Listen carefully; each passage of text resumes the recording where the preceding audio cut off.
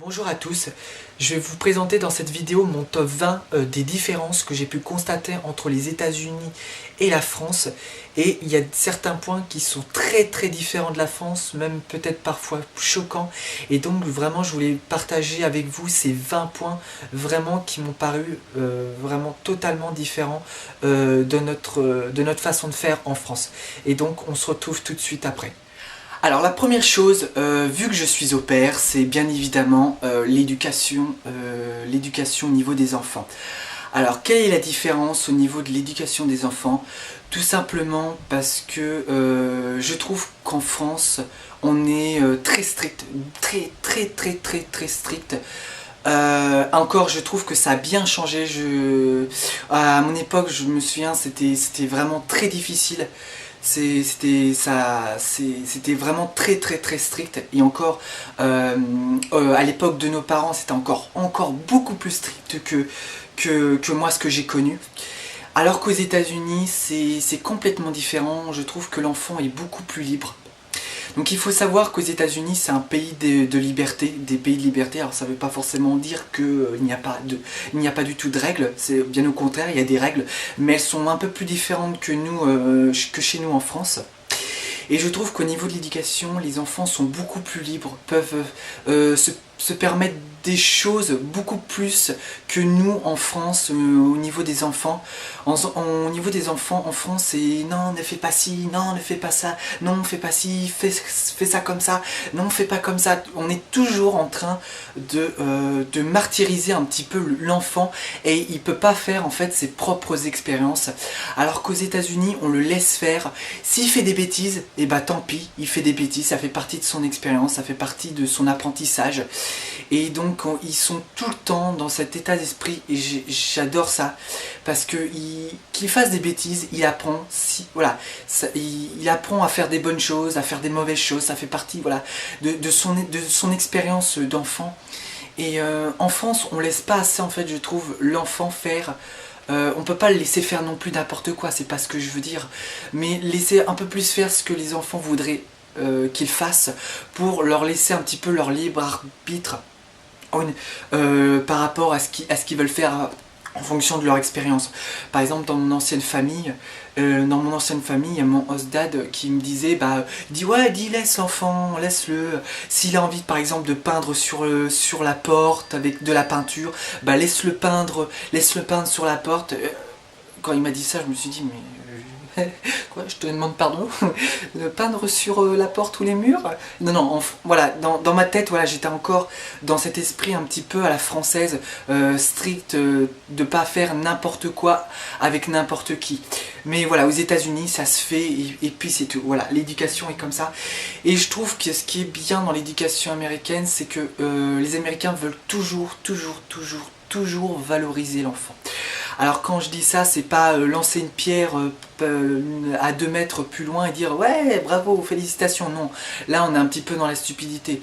Mais par exemple, voilà, quand il fait quelque chose de bien, quand il fait un dessin, ou quand il réussit par exemple à jouer au baseball, je me souviens quand j'étais dans le Colorado, toujours à jouer au baseball, voilà, toujours valoriser l'enfant, jamais l'enfoncer, alors que chez nous, on valorise pas assez l'enfant. On dit quand c'est mal, mais on dit pas assez quand c'est bien. Et je trouve qu'aux États-Unis, il y a vraiment cet esprit de toujours monter, de faire monter les enfants vers le haut et non vers le bas. Et ça vraiment j'ai adoré. Je me souviens toujours quand j'étais allé voir un match de baseball avec Miles Sissi, parce que son fils faisait du baseball. Et je me souviens toujours un papa parce qu'il y avait que des garçons pratiquement qui jouaient au baseball. Et il y avait une fille parmi des garçons. Je vois ce papa toujours prendre sa fille dans ses bras et qui disait c'est bien ma fille, c'est bien, très bon boulot, très bien, continue comme ça, toujours à valoriser. Et ça c'est une image qui m'est restée en tête parce que c'est vraiment vraiment c'est la représentation en fait de la valorisation un petit peu américaine, vraiment toujours valorisé, voilà. Et c'est vraiment ce que j'ai vu, vraiment qui est très différent par rapport à la France. Deuxième point, ce sont les pourboires. Alors les pourboires aux États-Unis, c'est pas aussi populaire qu'en France. Non, je dis une connerie. Ok.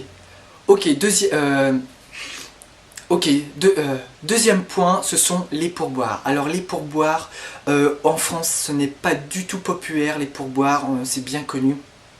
Avant, on laissait un peu plus de pourboires, maintenant on en laisse quasiment plus, j'ai envie de dire, dans les restaurants ou même dans les bars. Aux États-Unis, c'est très très très populaire, tout simplement parce que il faut savoir qu'aux États-Unis, ils sont payés au pourboire et ils sont pas payés à la fin du mois comme tous les serveurs ou comme tous les restaurateurs. En fait, ils sont payés au pourboire. Donc en fait, ils peuvent. Par exemple, s'il y a une soirée qui marche bien, par exemple, imaginons que c'est le Super Bowl aux États-Unis, donc bien évidemment tous les restaurants, tous les bars sont remplis vu qu'il y a les télés dans les bars et les restaurants. Là, les restaurateurs vont se faire beaucoup plus d'argent que la normale. Donc après, voilà. Ça dépend les soirées, mais voilà, on appelle ça des tips, ce sont les pourboires. Donc ils peuvent à un moment donné gagner moins d'argent, par exemple lors d'un mois. Par exemple durant un mois ils peuvent gagner moins d'argent par exemple parce qu'il y a eu moins de monde ou alors les gens ont mis moins de pourboire et ou d'autres mois comme par exemple le mois du Super Bowl ou je ne sais pas ou des fêtes, des soirées comme ça, ils vont gagner beaucoup plus. Donc voilà, qu'en France voilà, on a le même salaire tous les mois, on a le même salaire que eux, voilà, ça peut varier, ils peuvent gagner moins comme ils peuvent gagner plus. Voilà, donc ce sont les tips. Il faut savoir aussi au niveau des tips, des pourboires, c'est qu'en fait, avant de rentrer dans un restaurant ou même dans un bar, il faut être mathématicien pour pouvoir rentrer dedans. Tout simplement, je m'explique, c'est que en fait, le verre par exemple que tu achètes, un verre comme ça à 6 dollars par exemple, ou tu vas dans dans une pizzeria où tu achètes une pizza, je sais pas, par exemple à 12 dollars. Par exemple, et ben en fait, le prix que tu as acheté pour ton verre ou ta pizza, en fait, le prix final, le prix final, en fait, tu dois le calculer en fonction du pourcentage de la pizza ou du verre que tu as acheté, au niveau du prix du verre que tu as acheté. Alors, je sais pas si je m'explique bien, si tu comprends tout, mais en fait, voilà. Tu dois, par exemple, si en fonction, après ça varie en fonction du restaurant ou du bar, mais voilà, c'est le prix final de ton verre ou de ta pizza est calculé en fonction d'un pourcentage. Par exemple, ça peut être 10%, ça peut être 20%, et donc en fait avec ce calcul là, ça te donne en fait les tips finales en fait que tu dois donner. Donc par exemple ta pizza, imaginons ta bière, elle coûte 6 dollars, sous 6 dollars, et bah par exemple tu le calcules avec le pourcentage et donc ça te donne par exemple les tips final. Donc ta bière peut te coûter à l'origine 6 dollars et au final elle te coûte au moins entre 7, 8 ou 9 dollars. Donc tu vois, c'est un peu des genres de taxes, mais voilà. Donc il faut savoir qu'aux États-Unis, si tu laisses pas de pourboire, c'est très très très mal vu. Donc en fait, en général, quand tu laisses pas de pourboire, c'est soit parce que tu as été mal servi, ou soit c'était pas bon, soit le serveur c'était un gros con. Donc voilà, c'est avec toi. Donc voilà, il faut savoir ça. Donc les serveurs et les restaurateurs sont payés au pourboire et non à la paye, non avec la paye que tu payes par exemple ta bière ou ta pizza. Voilà. Ce qui m'a le plus choqué quand je suis arrivé ici aux États-Unis, ce sont les quantités. Les quantités sont toujours énormes. Toujours. J'avais pas d'exemple là, je voulais vous ramener une brique de lait. En fait, les briques de lait, c'est ce qui m'a choqué le plus, c'est vraiment énorme. C'est limite des jerrycans. Bon, j'exagère quand je dis des jerrycans, mais c'est vraiment énorme. C'est vraiment des grosses briques de lait. Nous, on a une petite brique de lait comme ça en carton qu'on achète là chez Leader ou chez Leclerc. Non, ici, il y a vraiment des gros trucs comme ça, quoi. Des big machins, donc t'as de quoi faire, quoi. T'as de quoi faire. Les quantités sont toujours énormes, toujours excessifs, et c'est toujours un petit peu dans l'exagération. Vraiment, tout est énorme, les paquets, même les sucreries dans les rayons, les aliments salés, tout est dans des portions beaucoup plus énormes que la normale. C'est vraiment... c'est vraiment big. Même dans les rayons, je vois, il y a plus de salé, plus de sucré, et même il n'y a pas autant de diversification au niveau de la nourriture ici qu'il y a en France. En France, on est très populaire au niveau d'une grande gastronomie, mais ici, c'est pas le cas. Voilà, il y a beaucoup de sucré, beaucoup de salé. Je trouve que c'est le meilleur. C'est absolument le meilleur de tous, de toutes les différences que j'ai pu trouver ici aux États-Unis. Ce sont les toilettes publiques. Alors, je sais pas qui est le mec qui a créé les toilettes publiques aux États-Unis, mais je crois qu'il n'avait pas la lumière dans toutes les pièces quand il a fait les toilettes. Tout simplement parce qu'en fait, t'as la porte, toi, t'as la porte, t'as un gros trou en haut, un gros trou en bas, et il s'est dit, le mec, je crois qu'il n'y a pas assez de trous en fait dans cette porte, donc on va en rajouter une tout au milieu, tout au long de la porte, voilà, juste pour voir en fait ce qui se passe à l'intérieur, pour voir toi si le mec il est en train de pisser ou s'il est en train de faire la grosse commission. Donc non, il y a juste une grosse bordure comme ça qui permet de voir à l'intérieur, tu vois. Donc je sais pas ce qui lui est passé par la tête, mais j'ai vu ça, je me suis dit, mais waouh, l'écart, il y a un écart comme ça sur la bordure de la porte qui permet en fait de voir à l'intérieur, et le mec qui est à l'intérieur est en train de faire ses besoins, et ben il peut voir aussi à l'extérieur. Alors je sais pas quelle était l'idée principale de faire ce mode de fonctionnement, mais en tout cas il est sûr, c'est que si t'es un garçon, vaut mieux éviter de te la jouer à la Jack Nicholson. Here's Johnny.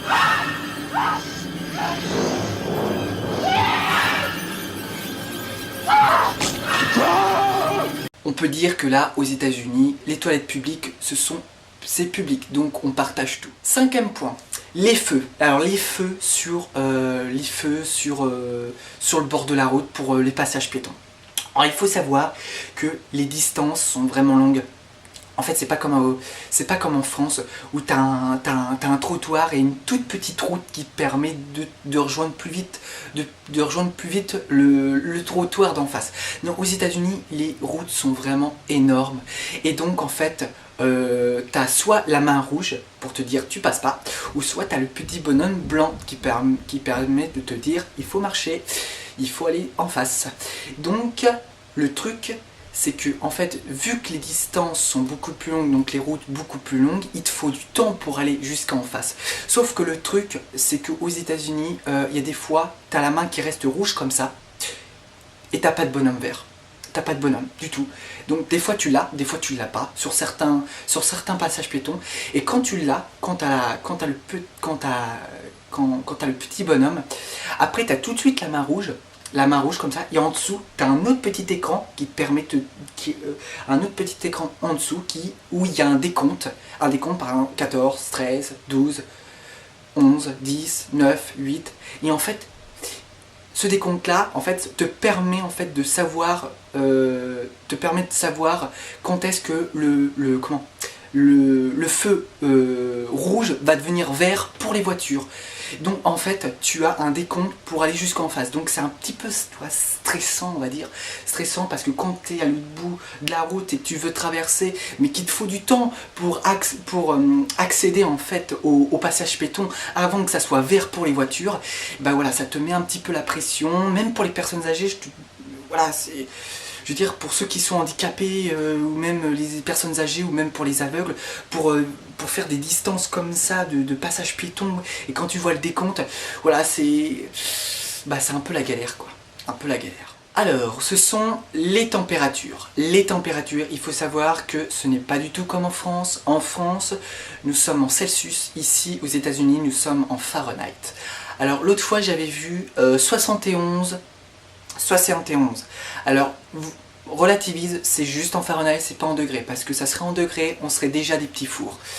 Donc, non, tout à fait. Donc, non, voilà, il faut encore, bien évidemment, comme je l'ai dit précédemment, calculer calculer encore. Donc en fait il faut convertir, en fait par exemple quand il y a 71 Fahrenheit, tu dois convertir en fait en Celsius.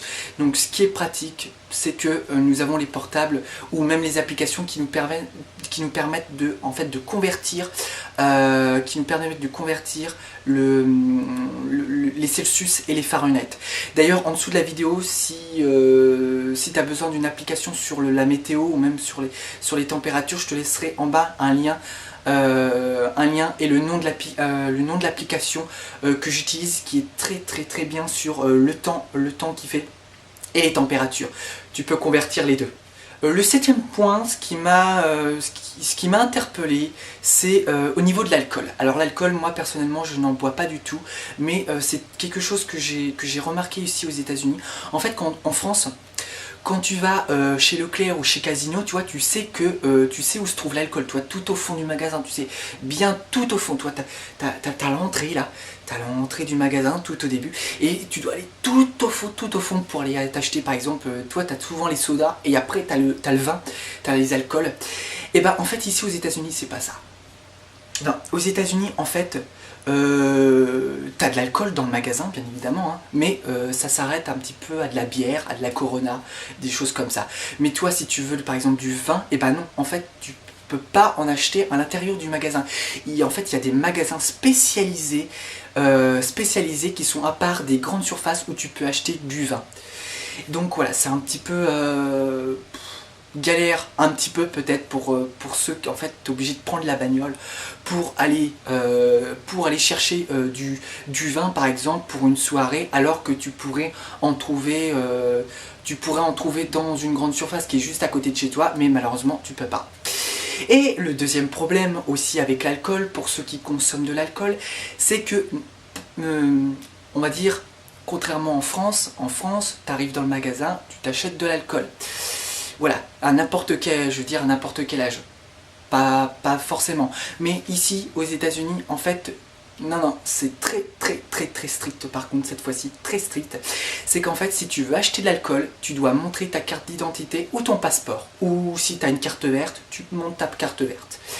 Voilà, parce que en fait, il faut être majeur ici pour acheter de l'alcool. Donc en fait, si tu as 16 ans ou 17 ans, ne serait-ce toi 17 ans, bah non, tu peux pas acheter d'alcool.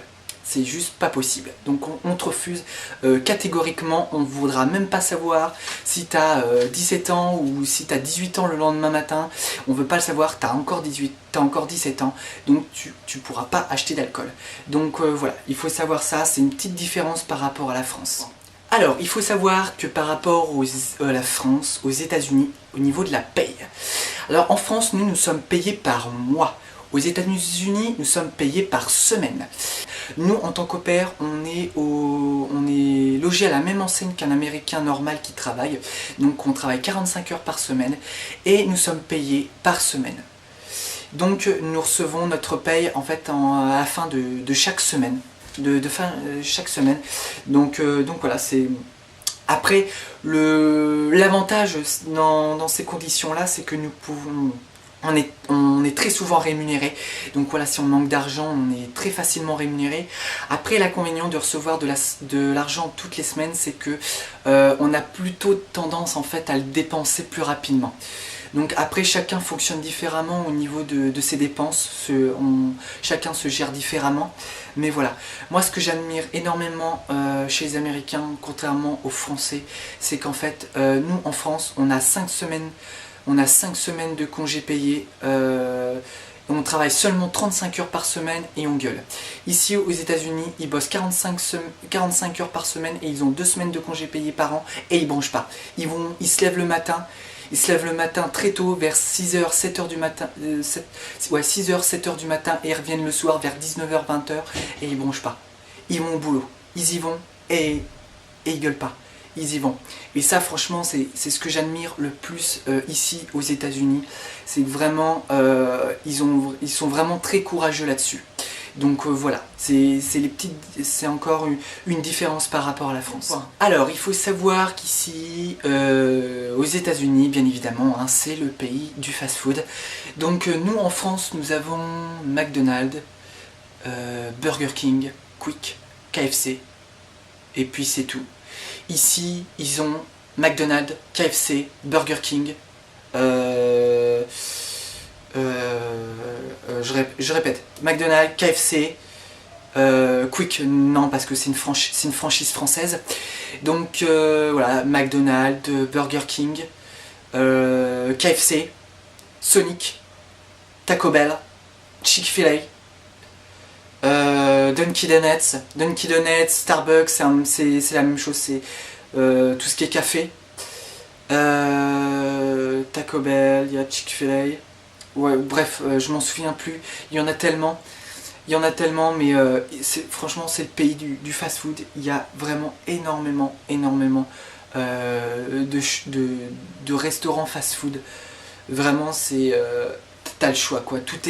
T'as des restaurants comme McDonald's, donc voilà, à base de burgers, de wraps, de frites.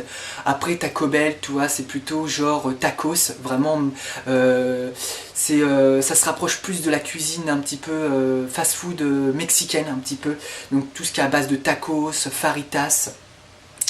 Chick-fil-A, en fait, c'est plutôt vraiment à base de chicken. En fait, t'as des genres de frites, c'est tout rond comme ça, et c'est rectangulaire. Je sais pas trop comment te dire, c'est un petit peu comme des frites mais en sorte de grillage. Je sais pas comment te le dire, je sais pas comment te le montrer. Et puis c'est burger, mais tout est à base en fait de poulet. Un petit peu comme, ça se rapproche un petit peu Chick-fil-A, ça se rapproche un petit peu de KFC un petit peu, encore que KFC c'est encore autre chose, même si c'est à base de poulet. Après voilà, t'as Sonic que je connais pas très bien encore parce que j'en ai pas ici, donc voilà, t'as une multitude de restaurants fast-food que tu peux trouver partout. Je sais aussi qu'il y a White Castle qui est vraiment tout à base de burgers. C'est des petits burgers en fait, tout petits comme ça. Voilà, je sais que ma host l'autre soir elle en avait acheté. C'était un gros carton comme ça. Un gros carton qui est immense, et dedans tu as 30 petits burgers que tu peux faire chauffer au micro-ondes. Bref voilà, il y a vraiment au niveau de la malbouffe, il y a tout ce que tu veux, tout ce que tu désires et tout ce qui est inimaginable. Cette vidéo est maintenant terminée. Comme tu peux le constater, il n'y a pas 20 points tout simplement parce qu'en fait je me suis rendu compte qu'avec tous les rushs que j'avais assemblés, des 20 points dans le montage, en fait ça faisait une vidéo de plus de à peu près de 50 minutes, et donc c'était vraiment très long de voir quelqu'un voilà, parler pendant 50 minutes, on décroche assez vite.